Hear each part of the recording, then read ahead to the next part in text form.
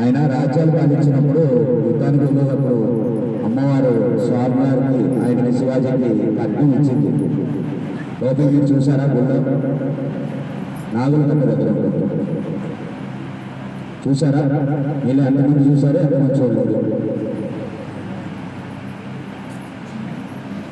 చూసారా? అది తెలుసుకోండి, ఓకేనా? ఇక్కడికి వచ్చిన తర్వాత తప్పుగా అనుకోవద్దు. ఈ 5 రోజులు సేవ చేసుకునే దాంట్లో సేవమేమో కానీ సార్ సేవకు వచ్చాము, ఇష్టకామేశ్వరికి ఎలా వెళ్ళాలండి, ఎప్పుడు వెళ్ళాలి, ఏ టైంలో వెళ్ళాలి, అదే అడుగుతున్నారు. అది కాదు ముఖ్యం. ఇష్టకామేశ్వరికి వెళ్ళండి, మామూలు లేజర్ టైంలో వెళ్ళండి. సేవ దగ్గరకు వచ్చిన తర్వాత మీరు అది మధ్యలో పెట్టుకోవద్దు.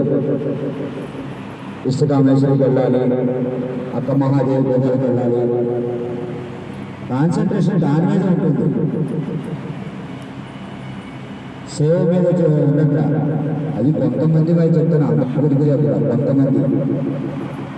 మనం ఇక్కడ వచ్చింది దేనికి? సేవ చేయడానికి. మనం భక్తులకు ఎంత దగ్గరగా ఉంటామో భగవంతుడు కూడా మనకు అంతే దగ్గరగా ఉంటాడు. మనం గుళ్ళో చూస్తే స్వామి కాదు చూడాలి. ఎవరైనా సరే మీరు ఇప్పుడు వస్తారు, చేస్తారు, మీ నెక్స్ట్ వాళ్ళు వస్తారు కదా, వాళ్ళు మీరేం చెప్తారంటే, కొంతమంది మేము వెళ్ళిపోయాము, 3 రోజులు గుళ్ళు వేస్తారు, 4 సార్లు దర్శనాలు అయిపోయింది, ఇదే చెప్తారు. అది కాదు చెప్పాల్సింది. శ్రీశైలం క్షేత్రం గురించి చెప్పండి, ఇక్కడ సేవ ఎలా ఉంటుందో చెప్పండి. ఏదనుకుంటే జయరావు సార్ చెప్పారు, అరవింద్ సార్ అరిశారు, ఆయన గట్టిగా అరుస్తారు, ఈయన మెల్లగా మాట్లాడతాడు, అదే చెప్తారు. ఇంకో విషయం ఏంటంటే, మాకు ఎవరికి కోపం ఉండదు, ఎవరి మీద కోపం ఉండదు.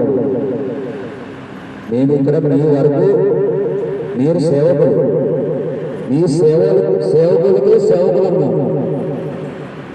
మాకేం కిరీటాలు.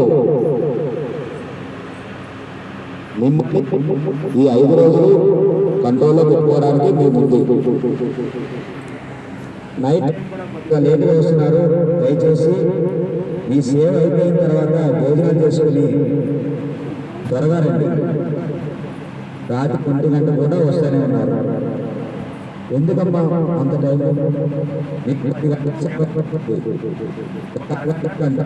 మహా అయితే 1 గంట వరకు వస్తూనే ఉన్నారు. పుట్టినాళ్ళు వస్తున్నారు కదా, ఒకవేళ దర్శనానికి వెళ్ళి వెళ్ళండి.